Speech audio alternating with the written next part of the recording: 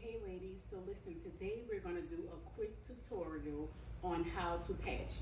So several of you all have been ordering the patches. Thank you. But a few of you have been having minor issues. So I just want to clarify a few things because the problem is you all are pressing the patches too many times. Okay, so supplies. You definitely need a Teflon sheet, you guys. You must have a Teflon sheet.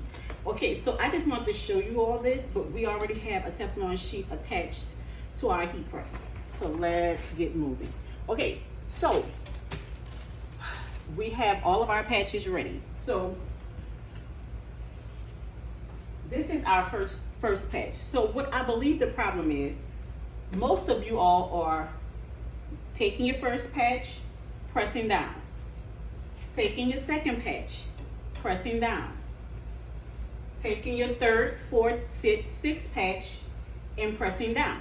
The problem is when you press that first patch, then you add that second patch, then you add that third patch. You have now pressed the first patch 2, 3, maybe 4 times.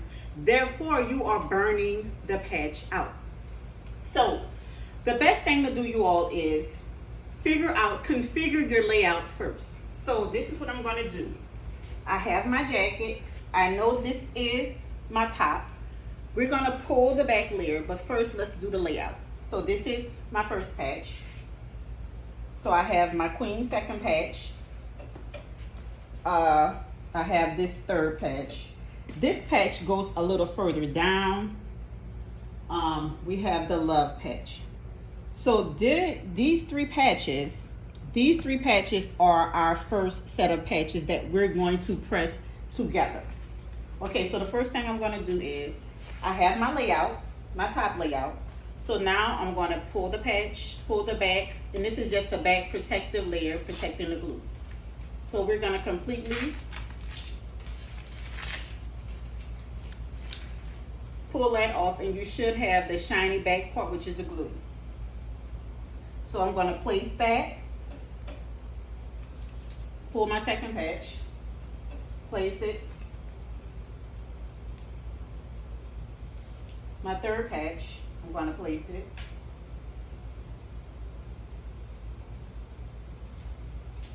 and now I have my fourth patch placed. So as I stated, I would put a Teflon sheet over, but since I already have the Teflon sheet, I'm now going to measure, make sure everything is centered, make sure everything is placed exactly how I would like it placed, and I'm going to press. So we're pressing for 15 seconds, and our heat is at from 300 to 315, you guys. And it really depends on the type of heat press you have. But we're pressing at 315 for 15 seconds. So while this is pressing down, I'm going to get my next few patches ready. Pull in the back.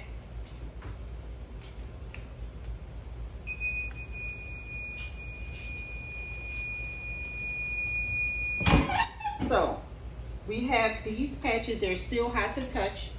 I'm going to let them cool for a few seconds while I'm preparing my last bottom patches.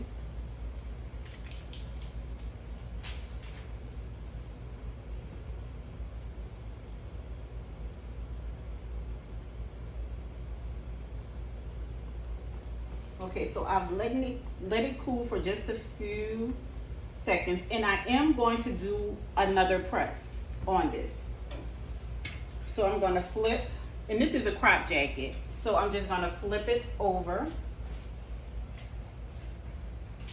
add my last few patches,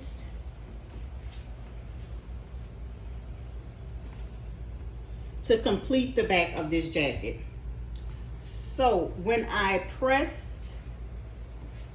originally pressed the top, this, bring it a little closer, so this patch right here was not able to adhere because the heat didn't get on this, so that's why I'm going to flip it over and repress this with the bottom patches. 15 seconds, 315.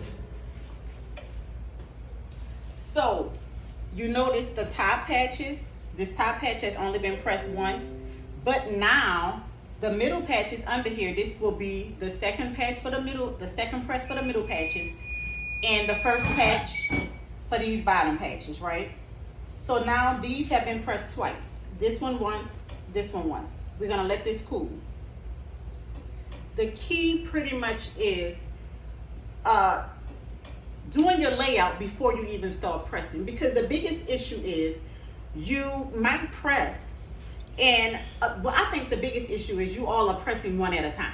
That's a major flaw. You cannot press one at a time, because again, like I stated, the first patch is going to be pressed 3, 4, 5 times, and then you're having a burnout and you feel like your patches are not sticking. You are over pressing your patches.